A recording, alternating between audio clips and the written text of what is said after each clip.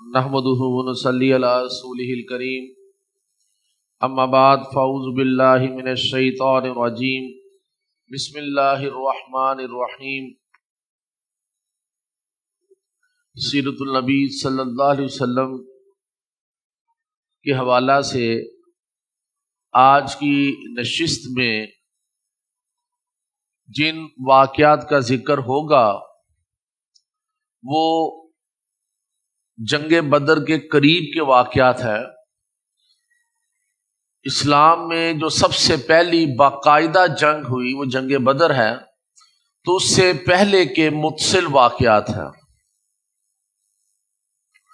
مسلمان مہاجرین اور انصار مدینہ میں موجود ہیں، لیکن مہاجرین کو ابھی تک تھریٹ ختم نہیں ہوئی۔ مکہ کے جو قریشی ہیں، مکہ کے جو باشندے ہیں کفار اور مشرکین، انہوں نے نہ صرف مکہ میں رہ جانے والے غریب مسلمان جو ہیں ان کے اوپر ظلم و ستم رواں رکھا ہوا ہے، بلکہ ان کو بہت زیادہ دکھ ہے کہ باقی مسلمان جو ہے ان کے ہاتھوں سے نکل گئے، لہٰذا وہ کسی نہ کسی حوالے سے مسلمانوں کے لیے تھریٹ بنے ہوئے تھے۔ ان کو دھمکیاں جو تھی وہ پہنچ رہی تھی، ان کا خطرہ مسلسل برقرار تھا۔ اس میں جو سب سے پہلا واقعہ ملتا ہے وہ یہ ہے کہ قریش مکہ نے جو رئیس المنافقین عبداللہ بن ابی ہے اس کو خط لکھا، اور خط میں یہ لکھا کہ تم انصار مدینہ کا یا مدینہ کے لوگوں کے سردار ہو، اور تم نے ہمارے ایک بندے کو وہاں پر پناہ دی ہے، تو ہم تمہیں تنبیہ کرتے ہیں یا تو نعوذ باللہ محمد صلی اللہ علیہ وسلم کو قتل کر دو یا پھر ان کو وہاں سے نکال دو۔ اگر تم نے ایسا نہ کیا تو یاد رکھ لینا ہم مکہ سے آئیں گے اور تمہاری آبادیوں پر حملہ کریں گے اور تمہارے قبیلے کے تمام مردوں کو قتل کر دیں گے اور عورتوں کی حرمت کو پامال کریں گے۔ تو یہ ایک بہت بڑی دھمکی جو ہے باقاعدہ خط کے ذریعے عبداللہ بن ابی کو ملی۔ تو عبداللہ بن ابی تو پہلے ہی مسلمانوں کا دشمن تھا، وہ یہ سمجھتا تھا کہ میں تو مدینے کا سردار تھا، بلکہ تاج بنایا جا رہا تھا جو میرے سر پہ پہنایا جانا تھا، لیکن عین وقت پر محمد صلی اللہ علیہ وسلم اور مہاجرین آ گئے اور میری یہ سرداری جاتی رہی، بلکہ سرداری ان کے پاس چلے گئی، اور اوپر سے اب اسے تھریٹ بھی مل گئی، اس کو دھمکی بھی مل گئی، تو وہ مسلمانوں کے اوپر حملہ کرنے کے لیے بالکل ذہنی طور پر تیار تھا کہ عین وقت پر نبی پاک صلی اللہ علیہ وسلم کو اطلاع ہو گئی۔ آپ صلی اللہ علیہ وسلم وہاں پر پہنچے اور اس کو یہ سمجھایا کہ دیکھو کیا تمہارے لیے یہ مناسب ہوگا کہ تم اپنے ہی بھائیوں کے خلاف جنگ لڑو، اور یہ تو بہت بڑا نقصان ہے جو تم اپنا کرنے جا رہے ہو، چاہے جائے کہ اس نقصان کا سوچ رہے ہو جو کہ قریش مکہ تمہارے ساتھ کریں گے۔ تو بہرحال جو عبداللہ بن ابی کے ساتھ لوگ جمع تھے وہ تتر بتر ہو گئے، اور اس طرح یہ سلسلہ جو ہے نا، یہ جو وار کیا تھا قریش مکہ نے وہ بھی زائل ہو گیا۔ اس کے بعد دوسرا کام انہوں نے یہ کیا کہ مکہ چونکہ خانہ خدا ہے، وہاں پر خانہ کعبہ موجود ہے، اور عرصہ دراز سے حضرت ابراہیم علیہ السلام کے زمانے سے لوگ وہاں پر حج اور عمرے کے لیے آتے رہے تھے، تو انہوں نے عمرہ بند کر دیا، عمرہ اور حج بند کر دیا کہ جو مسلمان ہیں ان کو وہاں پر نہیں آنے دیا جائے گا۔ اور اس کا سب سے پہلا مظاہرہ انہوں نے کیا کیا کہ حضرت سعد بن معاذ رضی اللہ تعالی عنہ انصار مدینہ میں سے تھے، سردار تھے وہاں کے، جب یہ عمرہ کرنے کے لیے وہاں پر گئے تو ابو جہل نے انہیں دیکھ لیا، اور ابو جہل نے انہیں روک دیا کہ تم یہاں پر عمرہ کرنے کے لیے آئے ہو اور بڑے مزے سے طواف کر رہے ہو، تمہارا یہاں پر جو میزبان ہے وہ امیہ ہے، اگر وہ نہ ہوتا تو میں تمہیں یہاں سے زندہ بھی نہ جانے دیتا۔ تو حضرت سعد بن معاذ رضی اللہ تعالیٰ عنہ نے جو ابو جہل کو جواب دیا، انہوں نے کہا تم میرا عمرہ روک رہے ہو، تم یاد رکھو کہ تمہارے جو تجارتی قافلے جاتے ہیں مکہ سے شام کی طرف، یمن کی طرف، ان کا راستہ میں روکوں گا۔ یعنی یہ دھمکی دی انہوں نے۔ تو بہرحال یہ معاملہ بھی ہوا۔ اس کے بعد مہاجرین نے ڈائریکٹ جو ہے قریش مکہ نے مہاجرین کو ڈائریکٹ دھمکی دی کہ ہم ان قریب تمہارے اوپر حملہ کریں گے اور تم سب کو تہو تیگ کر دیں گے، تو اب بچ کے رہنا۔ تو یہ ایک بہت بڑی تھریٹ تھی۔ تو نبی پاک صلی اللہ علیہ وسلم اور آپ کے مہاجرین جو ہیں خصوصاً وہ راتوں کو جاگتے تھے کہ رات کے اندھیرے میں کہیں یہ حملہ نہ کر دیں، اور تاریخ میں لکھا ہے کہ جب یہ رات کو سوتے بھی تھے تو اپنے ساتھ ہتھیار پاس رکھتے تھے، دن کو بھی کہیں ادھر ادھر جاتے تو ہتھیار پاس رکھتے تھے کہ آپ امیجن کریں کہ کتنی بڑی دھمکی جو ہے وہ قریش مکہ نے دی ہوئی تھی۔ اور نبی پاک صلی اللہ علیہ وسلم کے حوالے سے واقعات ملتے ہیں کہ آپ صلی اللہ علیہ وسلم خود جو ہے وہ رات کو جاگ کر وقت گزارتے تھے، اور پھر ایک دن آپ نے کہا کہ کاش کوئی یہاں پر آ کر پہرا دیتا اور میں سو لیتا۔ تو پھر کیا ہوا کہ حضرت سعد بن ابی وقاص رضی اللہ تعالیٰ عنہ وہاں پر پہنچے۔ نبی صلی اللہ علیہ وسلم حجرے میں تھے، جب ان کو آواز آئی ہتھیار پہن کر کوئی بندہ چل رہا ہے، تو آپ نے پوچھا کون ہے؟ تو حضرت سعد نے فرمایا کہ میں ہوں، میں یہاں پر پہرا دینے کے لیے آیا ہوں تاکہ آپ اچھے طریقے سے نیند پوری کر لیں۔ تو اس طرح نبی پاک صلی اللہ علیہ وسلم سوئے، اور حضرت سعد بن وقاص جو ہیں انہوں نے وہاں پر پہرا دیا۔ لیکن یہ کوئی ایک رات کا معاملہ نہیں تھا، یہ مسلسل معاملہ یہی تھا۔ تو پھر اللہ تعالیٰ نے ایک وحی کی نبی پاک صلی اللہ علیہ وسلم کے اوپر، جس میں یہاں تھا واللہ یعصمک من الناس، اللہ تعالیٰ آپ صلی اللہ علیہ وسلم کو لوگوں سے محفوظ رکھے گا۔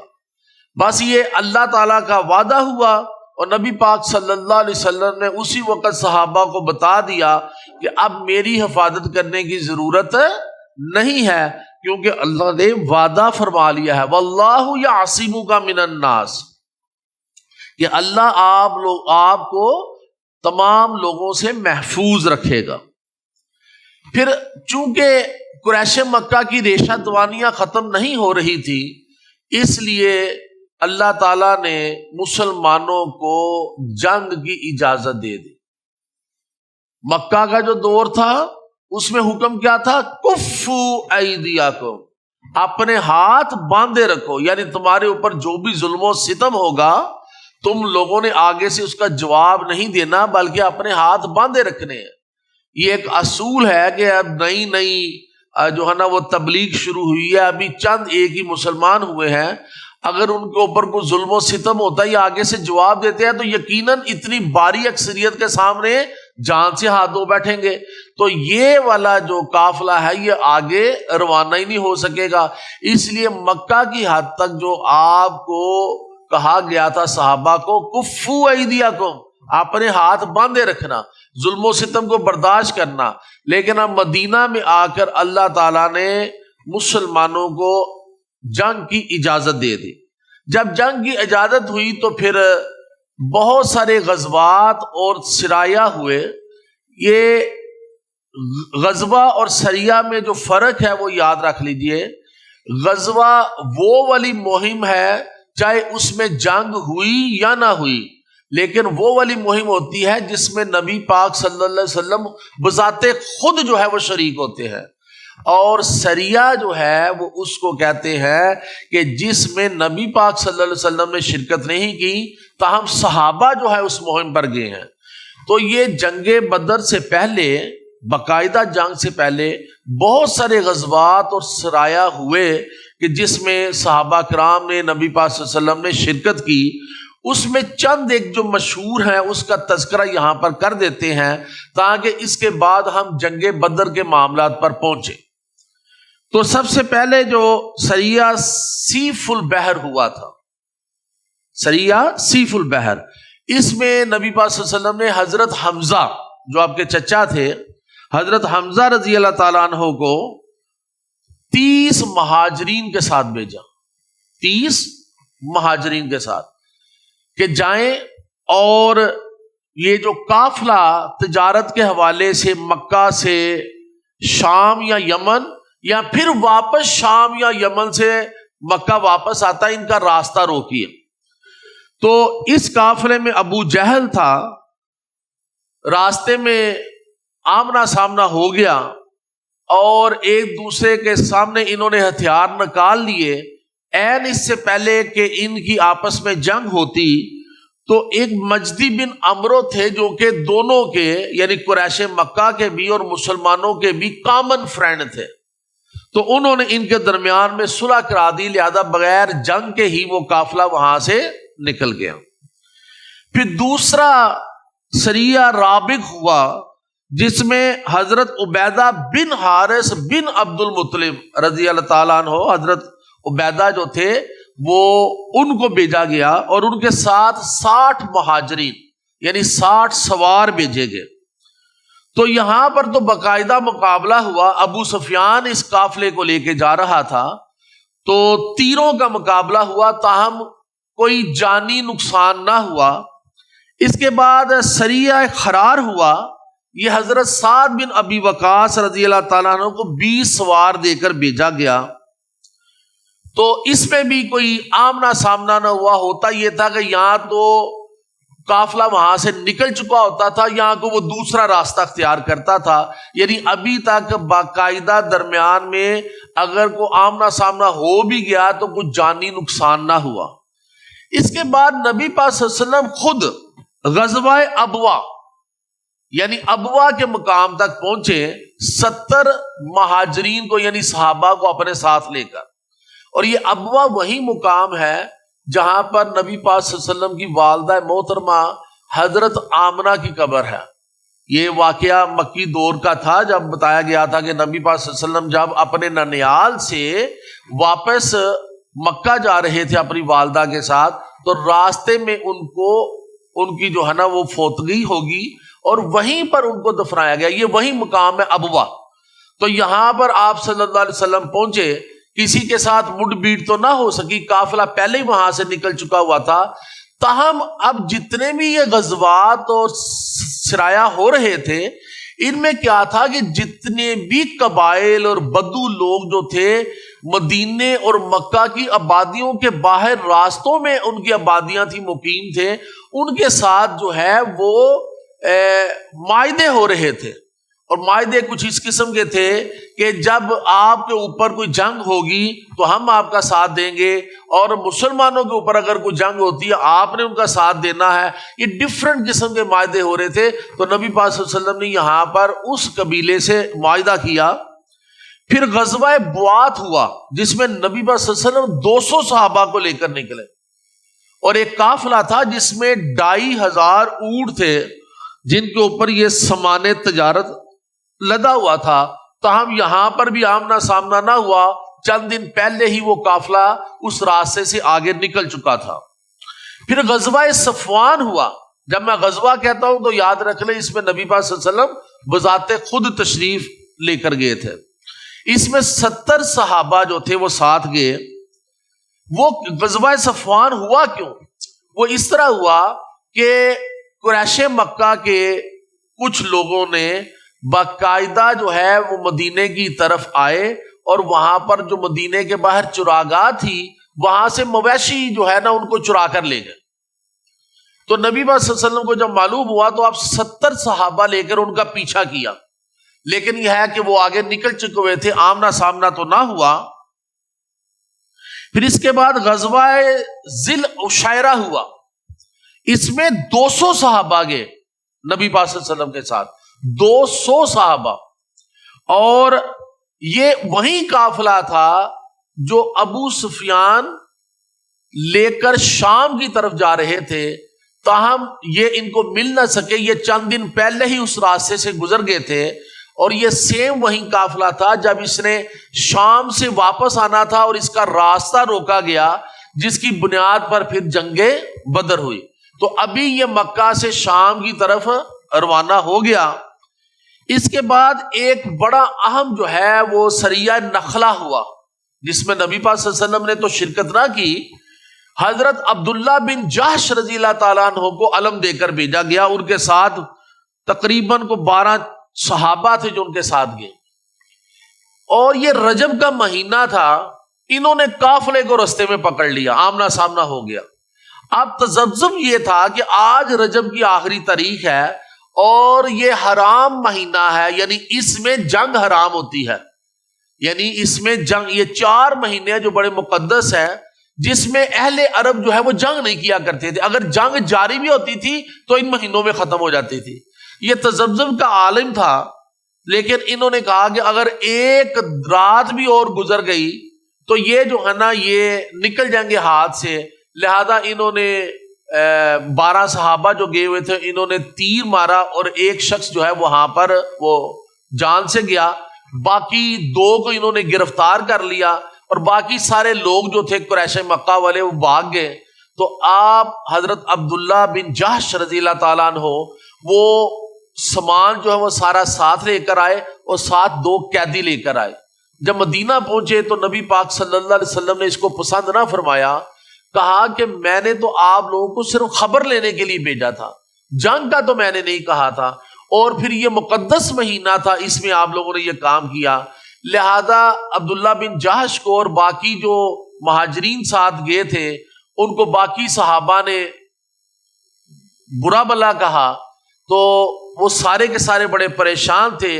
اور پھر اللہ کی طرف سے وحی نازل ہوئی، قرآن پاک کی آیات اتری جس کا مفہوم یہ ہے کہ یقیناً ان مہینوں میں جنگ کرنا جو ہے وہ بہت بڑا گناہ ہے، لیکن مکہ کے رہنے والے لوگوں کو مکہ سے نکال دینا اور خانہ کعبہ کا طواف نہ کرنے دینا اور غریبوں کے اوپر ظلم و ستم جو ہے وہ جاری رکھنا، یہ اس سے بہت بڑا گناہ ہے۔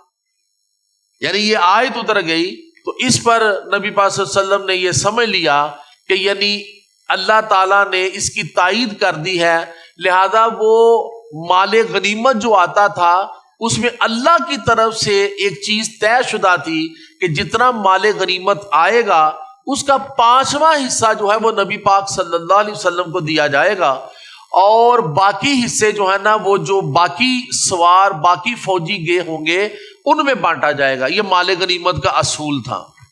تو نبی پاک صلی اللہ علیہ وسلم نے وہ مال غنیمت بھی وصول نہیں کیا، لیکن جب یہ آیت اتری تو پھر آپ نے لے لیا۔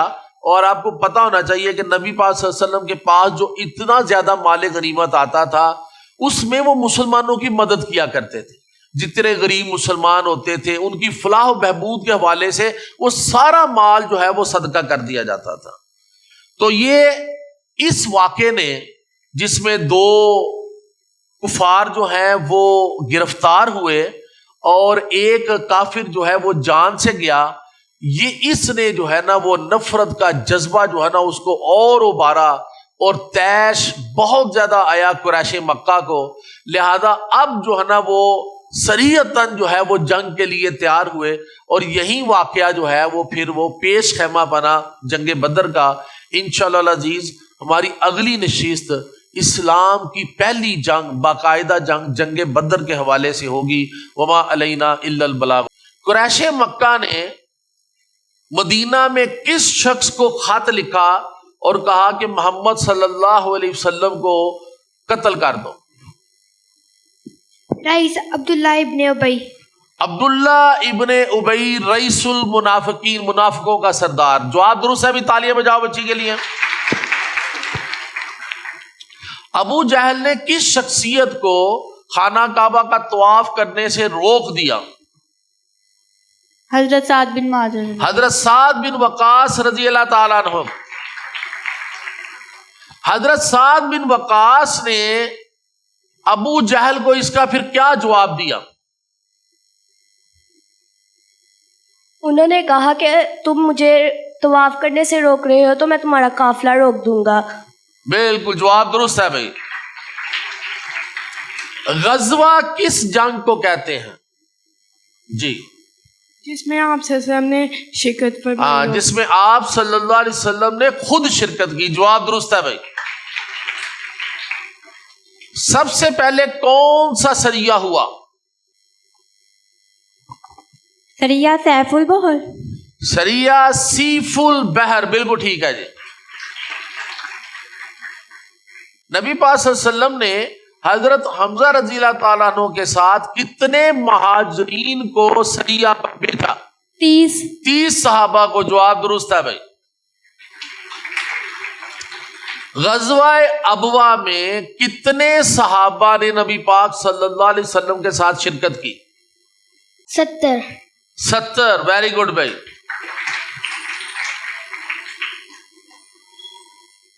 اسلام میں سب سے پہلی جنگ کون سی ہوئی؟